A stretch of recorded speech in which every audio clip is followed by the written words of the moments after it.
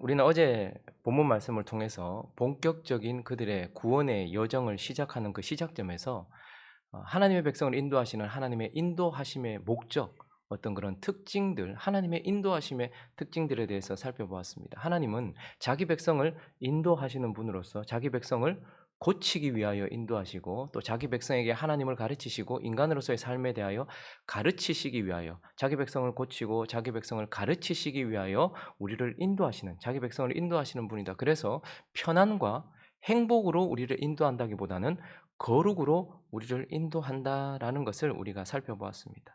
그렇게 하나님의 인도하심에 대하여서 그 시작점에서 말씀하신 하나님이 이제 출애굽기 16장으로 넘어가면서 16장 1절은 이렇게 시작되고 있는데, 1절을 한번 읽어볼까요? 시작.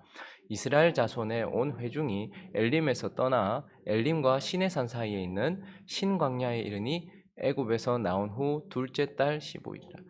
이 1절 안에는 아주 긴박하고 급박한 상황을 우리에게 보여주고 있습니다. 그냥 넘어갈 수 없는 것은 오늘 이 본문을 시작하는 이 시작점이 애굽에서 나온 후 둘째 달 15일이래요. 애굽에서 첫째 달 15일 날 나왔거든요. 그러니까 지금 거의 얼마나 된 겁니까? 한 달 정도 됐어요. 급하게 나왔거든요. 근데 지금 그들이 또 어디에 있다고 말합니까? 엘림과 시내산 사이에 있는, 어디에 있습니까? 광야에 있어요. 그러니까 이걸 우리에게 적용시켜서 보면 우리가 준비했던 모든 것들이 지금 다 떨어져요. 양식이 다 떨어졌어요. 그리고 지금 이른 곳이, 한 달 만에 온 것이 또 어디라는 거예요? 광야라는 거예요. 사막이라는 거예요. 아무것도 없는 곳이라는 거예요. 그러니까 지금 이스라엘 백성들이 어디에 도달했다는 겁니까? 생존과 관련된, 생존과 직접적인 관련된 그런 심각한 결핍, 그러니까 죽느냐 사느냐의 문제 앞에 서 있는 것입니다. 지금 이스라엘 백성들은 하나님이 나오라 해서 모세를 따라서 나왔는데 한 달 동안 있었어요. 준비했던 모든 것들은 다 떨어졌어요. 지금 내 가축도, 내 자식도, 지금 내 처자식도 다 죽게 생긴 그런 상황이에요. 지금 아무것도 없는 광야에 한 달이 지나서 여기 와 있는, 그러니까 지금 이스라엘 백성들은 이제 그들이 죽느냐 사느냐의 문제, 계속 생존할 수 있을 것이냐, 생존할 것이냐, 사느냐의 문제에 도달해 있고, 오늘 본문은 그 가운데서 하나님의 백성이 과연 어떻게 계속해서 생존해 나갈 것인지, 하나님의 백성은 어떻게 계속 살아갈 수 있는지, 하나님의 백성들의 살아감, 생존에 관련된 교훈을 우리에게 주시는 말씀입니다. 그래서 오늘 본문을 통하여서 하나님의 백성, 구원받은 하나님의 백성이 하나님의 인도하심 가운데서도 계속해서 살아갈 수 있고 생존할 수 있는 이유가 무엇인지, 그것을 살펴보려고 합니다. 그 첫 번째는 바로 하나님의 신실하심. 하나님의 신실하심 때문에 하나님의 백성들은 계속 생존하고 계속 살아갈 수 있다라는 것입니다. 그럼 오늘 본문 말씀 이제 3절을 보면 이스라엘 백성들의 심각한 상태가 드러나고 있는데, 나왔어요. 한 달이 지났어요. 그런데 지금 어떤 상태에 빠졌는지 읽어보겠습니다. 시작. 이스라엘 자손이 그들에게 이르되 우리가 애굽 땅에서 고기 가마 곁에 앉아있던 때와 떡을 배불리 먹던 때에 여호와의 손에 죽었더라면 좋았을 것을 너희가 이 광야로 우리를 인도하여 내어 이 온 회중이 줄여 죽게 하는도다. 지금 그들은 심각한 왜곡된 어떤 그런 생각에 사로잡혀 있는 것을 봅니다. 일단은 과거에 잘못된 왜곡된 과거 의식에 사로잡혀 있는데, 그들이 과거를 어떻게 추억하고 있습니까? 애굽 땅에서 고기 가마 곁에 앉아 있을 때, 그리고 떡을 배불리 먹던 때. 여러분, 이게 진짜 그들의 과거 맞습니까? 그들은 고기 가마 옆에 앉아 있을 신분도 아니었고 떡을 배불리 먹던 상황도 아니었던 것을 우리는 알고 있습니다. 하나님께 살려달라고 부르짖던 그들이었습니다. 그러니 고기를 배불리 먹었거나 떡을 배불리 먹지 않았음에도 그들은 지금 심각하게 과거에 대하여 잘못된 추억, 잘못된 회상을 하고 있는 것을 보게 되는 것입니다. 거기다가 잘못된 현재의식도 가지고 있죠. 뭐라고 말하고 있습니까? 이 온 회중이 줄여 죽게 하는도다. 지금 이제 우리 다 죽는다. 그런데 사실 광야에서 굶어 죽은 사람은 40년 동안 한 번도 없었습니다. 그러니 지금 현재에 대해서도 그들은 잘못된 왜곡된 의식을 가지고 있는 것이죠. 그래서 그들이 가지고 있는 결론이 잘못됐단 말입니다. 그래서 그들이 무슨 결론을 가지고 있냐면, 차라리 우리가 애굽 땅에서 고기 가마 옆에 앉아 있던 때와 떡을 배불리 먹던 때에 여호와의 손에 죽었더라면서, 차라리 거기서 죽었으면 나았을 것을 괜히 나와가지고 지금 이렇게 말하면서 잘못된 결론에 빠져 있는 것을 보게 되는 것이죠. 그러니 과거에 대하여 잘못된 추억을 하고 있고 현재에 대하여 잘못된 생각을 하고 있으니 잘못된 결론 가운데서 온통 뭘 하고 있는 것입니까? 2절 읽어볼까요? 2절 시작. 이스라엘 자손 온 회중이 그 광야에서 모세와 아론을 원망하여. 온통 원망으로 사로잡혀 있는 것을 보게 돼요. 2절에 원망하여. 7절도 볼까요? 이는 여호와께서 너희가 자기를 위하여 원망함을 들으셨습니다. 우리가 누구에게 너희가 우리에게 대하여 뭐 하느냐? 원망하느냐. 8절도요. 모세가 또 이르되 여호와께서 저녁에는 너희에게 고기를 주어 먹게 하시고 아침에는 떡으로 배불리시니 이는 여호와께서 자기를 향하여 너희가 뭐 하는 것을? 원망하는 것을. 네가 누군데 여호와를 향하여 원망하느냐. 그리고 9절도요. 모세가 또 아론에게 이르되 이스라엘 자손은 온 회중에게 말하기를 여호와께 가까이 나오라. 여호와께서 너희의 뭐를 들으셨다? 원망함을 들었다. 12절도요. 11절도 보니까 그들에게 마에 이르기를 너희가 고기를 먹고 아침에는 그렇게 할 것이다. 이스라엘에 뭘 들었기 때문에? 원망함을. 그러니 어떻게 보면 출애굽기 16장은 나온 지 한 달 만에 광야에서 온통 모세와 아론 하나님을 향한 원망으로 가득한 것 같다라는 것입니다. 그러나 여러분 오늘 본문에서 초점은 핵심은 이스라엘 백성들이 하나님을 계속 원망하고 있다. 여기에 하나님께서 초점을 둬서 야, 이 봐라. 너희 이스라엘 백성들 봐라. 꼴이 이 모양이다. 이렇게 원망한다라는 것을 부각시키기 위하여 기록된 것이 아니다라는 것을 보게 돼요. 왜냐하면 여러분 상식적으로 생각해 보십시오. 이거 남의 얘기니까 우리는 자꾸 신앙적으로 영적으로 읽어서 그래도 하나님의 백성이 하나님 원망하면 안 되지. 하나님이 구원도 해주셨고 하나님이 물도 주셨고 하나님이 엘림도 경험하게 하셨는데 하나님 원망하면 안 되지. 우리는 이렇게 생각합니다. 그런데 한번 생각해 보십시오. 한 달 지났어요. 이렇게 될 줄 알고 온 게 아니고 행복할 줄 알고 예수 믿었단 말입니다. 예수 믿으면 좋을 줄 알고 예수를 믿었단 말이에요. 그런데 한 달이나 왔는데 결국은 아무것도 없는 광야에 있고 내가 준비했던 모든 것들은 다 떨어지고 지금 막 가축은 죽어가지. 내 자식들, 어린 자식들도 죽어가지. 진짜 가만히 생각해 보니까 온 회중들이 다 죽어갈 것 같은 상황인 거예요. 여러분 한번 생각해 보세요. 모세를 통해서 모세 믿고 나왔는데 아무것도 죽을 것 같은 상황이에요. 원망 안 하겠습니까 여러분? 행복한 우리가 교회 같았으면 한 달이 아니라 둘째 달 15일이 아니라 둘째 달 되기 전에 벌써 막 까치 뜯고 난리가 났을 것 같아요. 목사 나와. 그 정도는 아니겠지만 너무 당연하다 이 말입니다. 우리는 자꾸 하나님의 백성들이 하나님 원망하면 저 믿음 없는 것들 이렇게 생각하는데 한 달이나 이렇게 시달렸는데도 지금 이렇게 하는 것에 대하여서 우리는 상식적으로 생각해 볼 때 당연하다 이 말입니다. 거기다가 하나님의 반응을 보십시오. 오늘 출애굽기 16장에 하나님이 이스라엘 백성들을 향해서 이 원망하는 것들이라고 책망하는 구절이 한 구절이라도 있습니까? 하나님이 원망하는 이스라엘 백성들을 향하여 이것들 뭐 이래? 라고 말씀하시면서 하나님이 그들을 향하여서 책망하시는 뉘앙스가 있냐 이 말입니다. 하나도 없다라는 거예요. 그래서 오늘 본문에 진짜 초점은 무엇이냐 하면 그 원망 속에서 하나님이 그들을 향하여 신실하게 채우고 계신다라는 하나님의 신실하심에 초점이 맞춰져 있는 것입니다. 모든 구절이 신실함을 하나님의 신실함과 이스라엘 백성들의 그런 원망 속에 하나님의 신실함이 드러나지만 8절을 한번 보십시오. 참 이상해요. 제대로 한번 생각하면서 읽어보면 모세가 자 읽어볼까요? 시작. 모세가 또 이르되 여호와께서 저녁에는 너희에게 고기를 주어 먹이시고 아침에는 떡으로 배불리시리니 이는 여호와께서 자기를 향하여 너희가 이상하지 않습니까? 하나님께서 저녁에는 너에게 고기 줄게. 아침에는 떡으로 배불려 줄게. 라고 말하시는데 이는 여호와께서 자기를 향하여 너희가 간구하는 그 말을 들으셨음이라. 감사하는 그 말을 들으셨음이라. 기대하는 그 말을 들으셨음이라. 이러해야 맞는데 원망하는 그 말을 들었음이라. 그런데 하나님은 밤에는 고기, 낮에는 아침에는 떡으로 채우신다. 이렇게 말씀하고 있는 것이죠. 12절도 한번 보십시오. 이상해요. 내가 이스라엘 자손의 기도함을 들었노라. 내가 이스라엘 자손의 나를 향한 신음을 들었노라. 나를 향한 기대를 들었노라. 그게 아니고 자손의 원망함을 들었노라. 그들에게 말하여 이르기를 너희가 해질 때에는 고기를 먹고 아침에는 떡으로 배불리니. 참으로 희한하죠. 그러니 오늘 본문의 초점은 무엇입니까? 하나님의 백성들의 원망 속에서도 하나님은 그들을 향하여 신실하게 그들을 대하고 계신다라는 하나님의 신실하심이 드러나고 있는 것입니다. 이스라엘 백성들은 출애굽을 경험하고 난 이후에 홍해를 지나고 나서 출애굽기 4장 31절에 여호와와 그의 종 모세를 믿었더라. 그리고 15장 1절에는 이스라엘과 모세가 함께 노래하고 찬양하여 라고 나와요. 그러니까 이스라엘 백성들은 한 달 전에 뭐 했다는 거예요? 하나님을 믿었고 그리고 한 달 전에 하나님을 향해 찬양했고 감사했어요. 그런데 한 달이 지난 지금 어떻게 됐습니까? 그들은 하나님을 믿지 못하고 그들은 하나님에 대하여 원망하고 있어요. 그러니 그들은 쉽게 변화되었고 변질되었고 부패했단 말입니다. 그런데도 불구하고 하나님은 그들과 한 달 동안 오시면서 아니 영원히 계속 가시면서도 하나님은 어떻다는 거예요? 신실하고 변함없이 우리를 사랑하신다라는 것이고, 하나님의 백성들이 광야에서도 살아남을 수 있는 첫 번째 이유는 바로 하나님이 우리를 향하여서 신실하시기 때문이다라는 것을 오늘 본문을 통하여 우리는 확인하게 되는 것입니다. 우리도 지금 험난하고 힘든 광야길을 걸어가고 있어요. 여러분, 이 길에서 우리는 좋은 것만 만납니까? 아니에요. 우리는 심각한 결핍을 만날 수도 있고 우리의 심각한 상태를 보게 될 수도 있습니다. 그럼에도 우리가 끝까지 갈 수 있는 이유가 뭐라고요? 하나님의 신실하심이 있다라는 것입니다.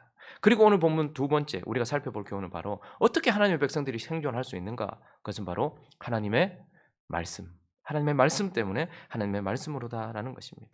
우리가 방금 살펴보았던 것처럼 하나님이 신실하시기 때문에 우리는 생존할 거예요. 우리는 계속 살 수 있을 것입니다. 그러나 이런 형이상학적이고 근본적이고 본질적인 것 말고 오늘 본문은요, 실제적으로 그들이 살게 하는 실제적인 것을 오늘 우리에게 제시해주고 있는데 바로 그것이 4절입니다.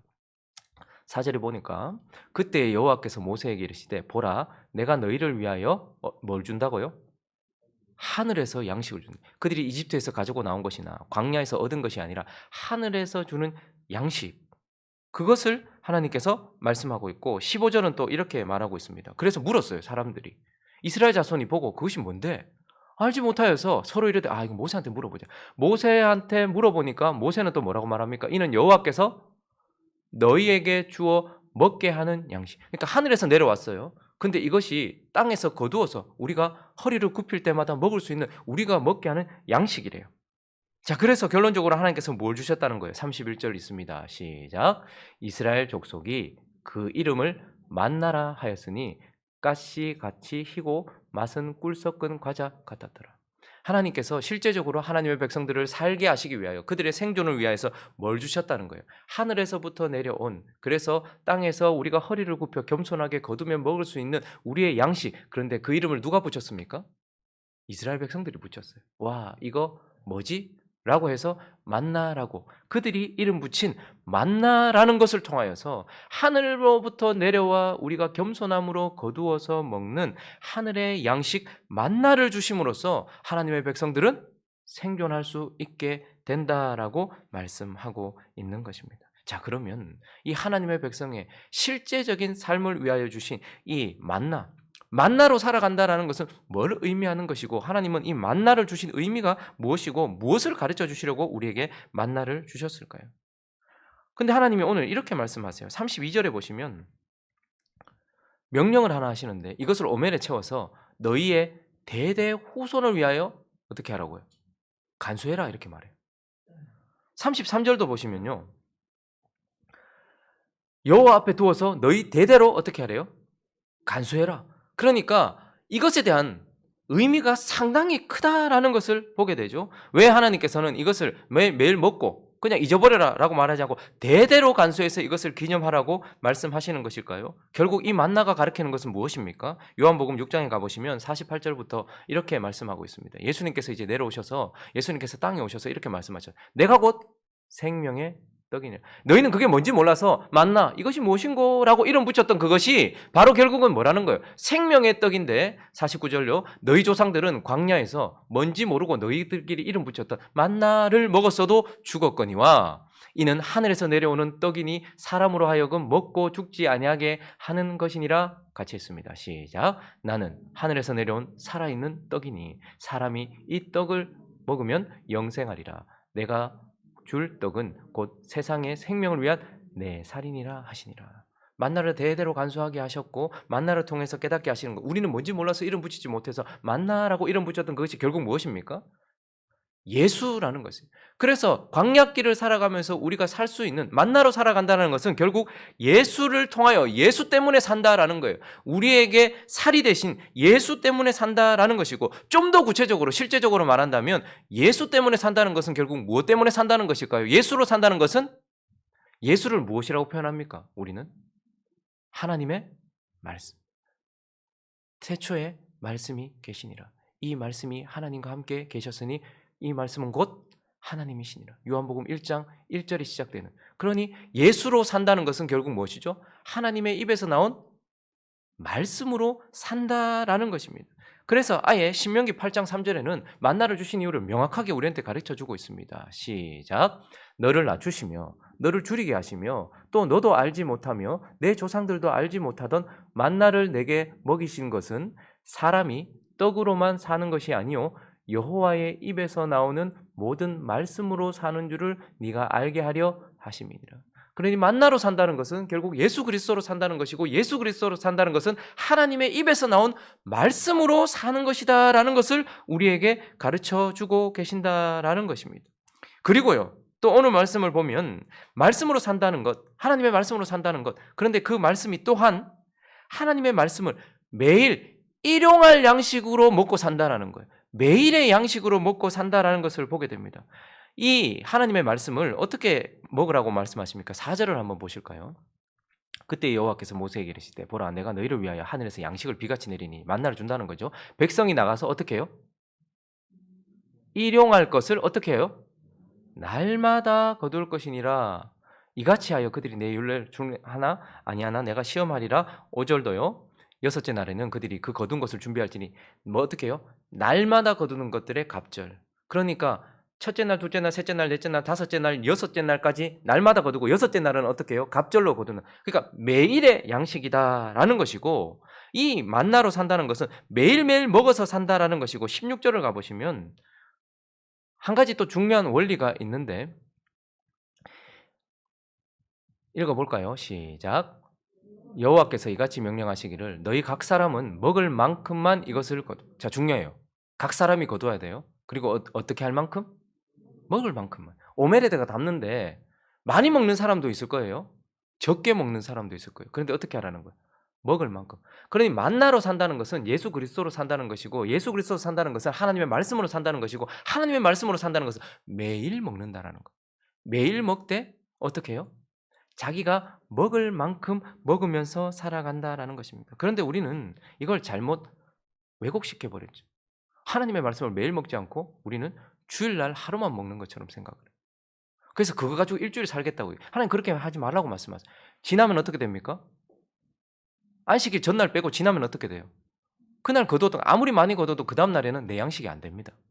하나님의 말씀은 오늘의 양식이에요. 그래서 주기도문에도 우리에게 일용할 양식을 달라고 기도하라고 말해요. 근데 우리는 이것을 주일 한번, 그래서 우리가 흔히들 기도할 때 오늘 주일 거룩한 하나님께서 주신 이 말씀을 가지고 일주일을 살게 하시고 이건 하나님께서 말씀하신 방식이 아닙니다. 그래서 하나님의 백성들, 지금 이 시대의 사람들이 건강하지 않고 병들어 가는지도 몰라요. 하루의 양식은 하루에 주시는 것입니다. 그래서 어떻게 하라는 거예요? 우리는 그런데 이것을 일용할 양식을 특별하게 만들어버렸고 하루로 제한시켜버렸어요. 그래서 주일날 먹는 양식으로 일주일을 살아가려고 한다든지 아니면 특별한 기간 동안 정해놓은 양식을 가지고서 뭐 1년을 살아가고 한 달을 살아가려고 한다든지 그렇게 하는 것이죠. 그리고 또 어떤 사람들은 그래서 이 양이 너무 작아서 문제이기도 하고 또 어떤 사람들은 먹을 만큼만 거둬야 되는데 여러분 설교를 할 때 보통 이제 대지 설교를 하는 이유 중에 하나는 목회자들의 안심을 위해서이기도 합니다. 왜냐하면 하나 통으로 설교했는데 하나도 안 걸리면 어떻게 됩니까? 성도들에게 아무것도 남겨주지 못하면 어떻게 됩니까? 근데 설교를 대지가 한 4개, 5개 정도 되면 그 중에 하나는 성도들이 받아먹을 수 있을지 않을까? 그런 생각으로 이렇게 해요.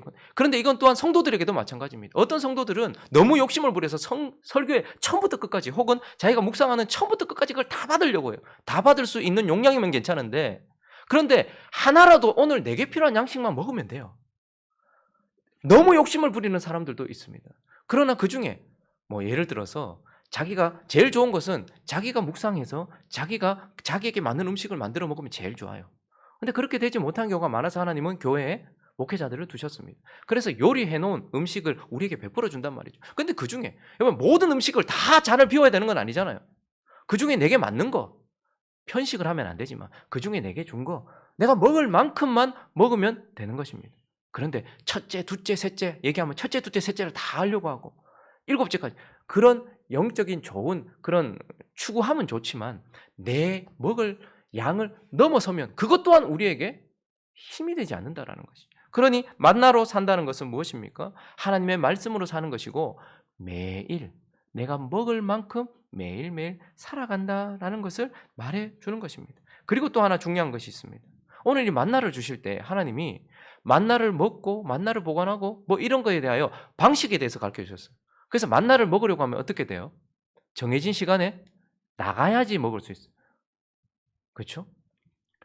그래서 하나님은 저 높은 곳에 멀리가 아니라 내 가까운 곳에 만나를 내려주셨어요. 참 신실하신 하나님입니다. 만나를 얻기 위해서 참 멀리 수고해야 돼도 우리가 갈 텐데 그러나 우리 진 가운데 거기다가 그리고 겸손하게 나를 숙여서 어떻게 해요? 먹는 거예요. 그리고 또 이거 보관하는 방식이 있어요. 만약에 걷었는데 남았냐? 그러면 버려라. 그 다음날 두면 냄새나고 썩는다. 보관하는 방식도 있어요. 그리고 안식일. 안식일 날 쉬어야 되는데 어떻게 두 몫을 거두어라. 여섯째 날에는 두 몫을 거두어라. 이렇게 하나님께서 만나를 먹는 방식을 가르쳐 주셨어요. 그러니 만나를 먹을 때 어떻게 해야 됩니까? 단순히 먹는 게 아니고 순종해야 먹을 수 있는 것입니다. 그러니 내가 만나로 살아간다는 것은 하나님의 말씀으로 매일매일 먹으면서 그 말씀에 순종하여 살아간다라는 것을 의미하는 거예요. 그래서 요한복음 4장에는 예수님께서 이렇게 말씀하셨습니다. 이르시되 내게는 너희가 알지 못하는 먹을 양식이 있느니라. 제자들이 서로 말하되 누가 잡수실 것을 갖다 드렸는가 하니 읽습니다. 시작. 예수께서 이르시되 나의 양식은 나를 보내신 이의 뜻을 행하며 그의 일을 온전히 이루는 이것이다. 그러니 양식이란 그죠? 우리가 입으로 들어갈 때는 먹는다라고 말해요. 그런데 영어는 귀로 듣거나 눈으로 볼 때 먹는다라고 말해요. 그런데 먹음으로써 끝나는 것이 아니라 그 뜻을 이루고 순종하는 것이 양식이다라고 말씀하면서 하나님의 백성들은 그러면 이제 어떻게 산다라는 것입니까? 하늘로부터 내리는 하나님의 입에서부터 나오는 그 말씀을 매일매일 먹을 만큼만 먹고 그 말씀을 따라 순종함으로써 생존한다라고 우리에게 말씀해 주고 있는 것입니다. 말씀을 정리하겠습니다. 하나님께서 사람을 창조하시고 아담과 하와를 창조하시고 그들의 생존을 먹는 것에다가 달아두셨어요. 그래서 아담과 하와가 살기 위해서는 동산에 있는 각종 실과를 어떻게 해야 돼요? 먹어야 살 수 있게 하셨습니다. 그런데 하나님은 아담과 하와의 생존이 떡으로만 사는 것, 그 실과를 먹는 것으로만 사는 것에 붙여두지 않고 어떻게 하셨습니까? 선악과는 먹지 말고 동산 중앙에 있는 나무, 생명나무와 다른 것은 임의로 먹으라라고 하시는 하나님의 말씀에다가 담아주셨어요. 그러니 사람은 떡으로만 사는 것이 아니요 하나님의 입에서 나오는 말씀으로 살게 하셨다라는 거예요. 그래서 처음부터 하나님은 우리를 먹는 것, 떡으로만 사는 것이 아니고 하나님의 말씀에 순종하는 것으로 살게 하셨다라는 거예요. 오늘 이 본문 말씀을 통해서 하나님은 이제 이 광야 같은 세상을 살아가는데 우리가 어떻게 생존하고 어떻게 살아갈 수 있는가? 그것은 무엇입니까?